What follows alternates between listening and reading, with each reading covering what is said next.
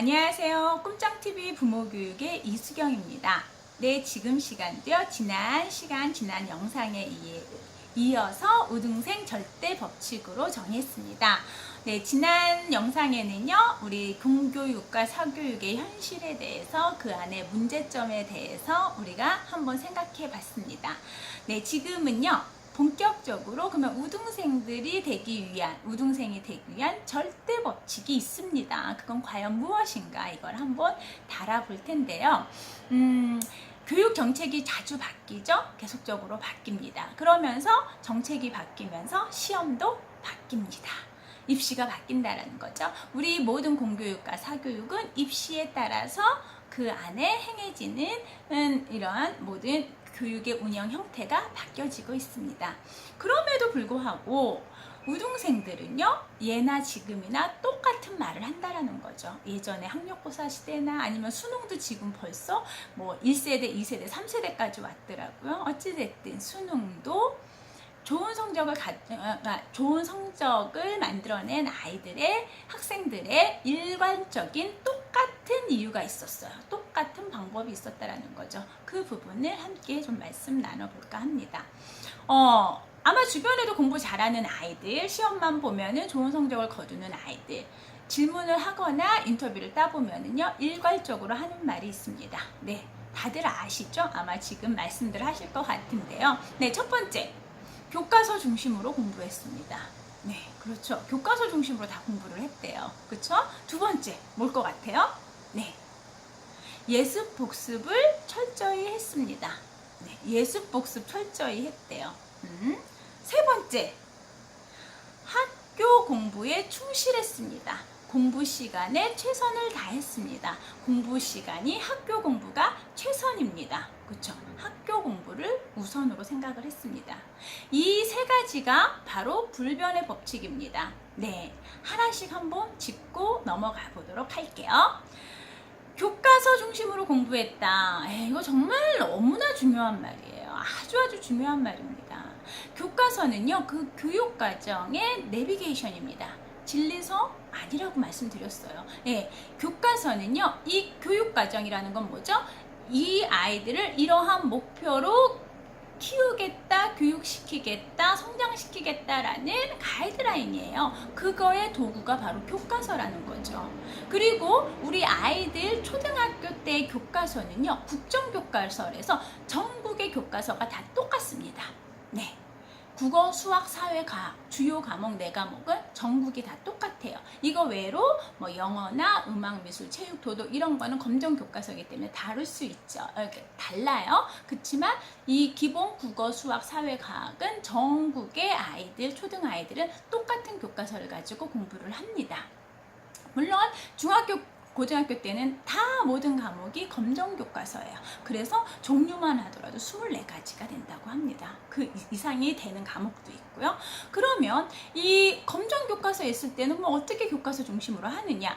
중요한 건 교육 과정이 전국이 다 똑같지 않습니까? 교육 과정에 해당 학년에 맞춰 목표들이 다 있다라는 거예요. 그래서 그 목표에 준해서 교과서가 만들어진다라는 거죠. 그러면 교과서를 피면은 순서가 다를 수는 있고요. 그 안에 지문이 예시로 쓰는 것들이 다를 수는 있지만 학습 목표는 다 똑같다라는 거. 그러니까 우리가 수능을 볼 수 있는 거예요. 그렇기 때문에 그치만 내 아이가 다니는 학교의 교과서는요, 그 학교 내에 있는 아이들은 다 똑같이 그 교과서를 공부하지 않습니까? 그래서 학교 내에서 시험 보는 거는요, 그 교과서 내에서 나오게끔 교육부가 정해놨다라는 거예요. 그래서 학교에서 보는 시험이 교과서 외에 만약에 나왔다. 그러면은 우리가 이렇게 그거에 대한 이의 제기를 하면요, 그 학교는 시정 조치를 당할 수밖에 없습니다.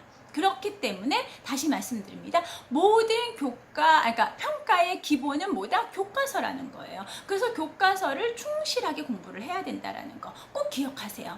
그러면 우리 아이들이 지금 학교에서 공부를 하는 교과서를 집에 가져오지도 않아요.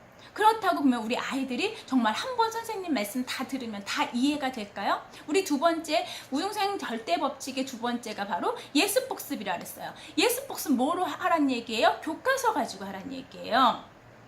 인간은 웨빙하우스의 망각곡선에 의해서도 판명이 났습니다. 잊어버립니다. 새로운 정보, 지식이 들어왔을 때 복습이 그 안에 없다라면 하루만 지나도 거의 60-70%가 잊어버리게 되어 있어요.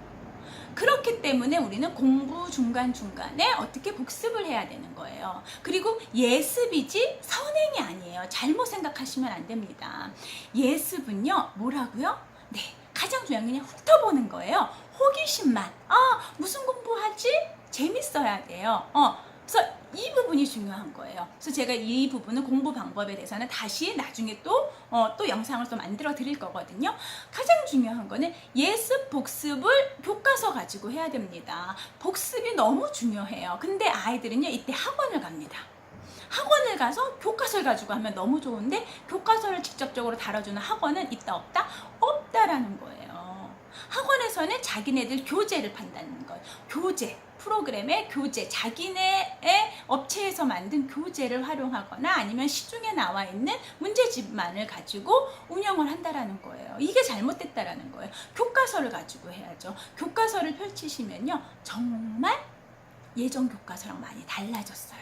교과서 자체적으로 어떻게 되어 있어요? 네, 자기주도 학습이 되게끔 되어 있어요. 제가 나중에 교과서 다시 한번 보여드릴 거예요. 그래서 교과서를 가지고 어떻게 해야 된다? 예습 복습을 철저하게 해야 된다. 이게 중요하다라는 거예요. 그 다음에 세 번째 뭐죠?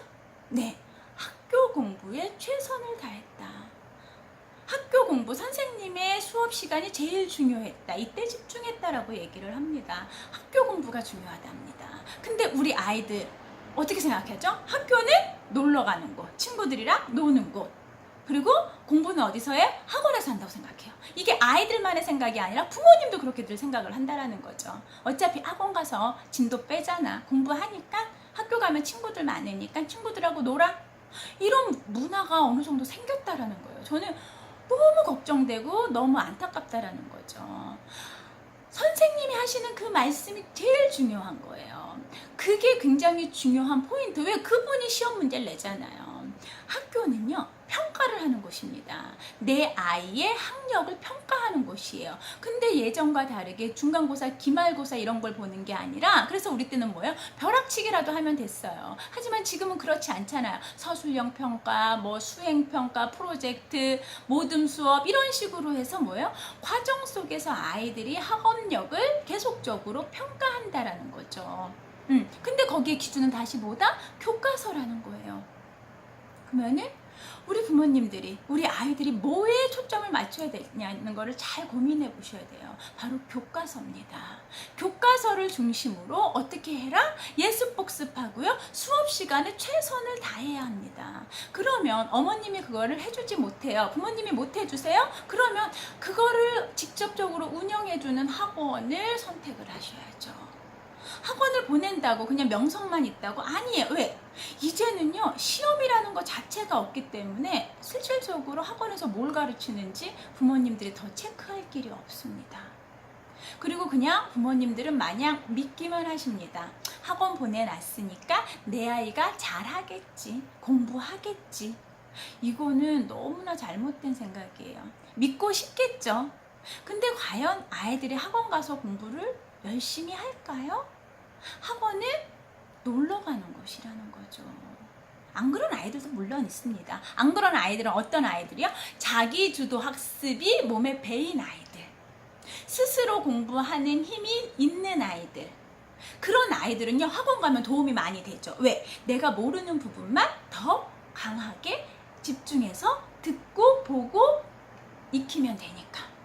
그런 아이들은요, 나의 부족한 걸 채우러 가는 거기 때문에 사교육, 학원이 도움이 되지만, 그렇지 않은 아이들은요, 실질적으로 학원은 아무 도움이 안 됩니다. 도리어 아이를 더 망가뜨리는 지름길입니다. 이 부분을 꼭 유념하셔야 돼요. 다시 한번 정리합니다. 우등생이 되는 절대 법칙 3가지가 있습니다. 첫 번째, 네, 교과서 중심으로 공부했다. 두 번째, 예습 복습을 철저하게 했다. 세 번째, 선생님 말씀 집중했고 학교 공부에 최선을 다했다. 수업 시간이 가장 중요시 생각을 했다. 이 세 가지, 이거는요, 시대가 아무리 바뀌어도, 입시 정책이 아무리 바뀌어도 불변의 법칙으로 있을 거라는 거 꼭 기억하시고요. 내 아이 공부 지금 다시 한번 점검해 보시기를 바라봅니다. 네, 지금 시간 여기서 마무리하겠습니다. 감사합니다.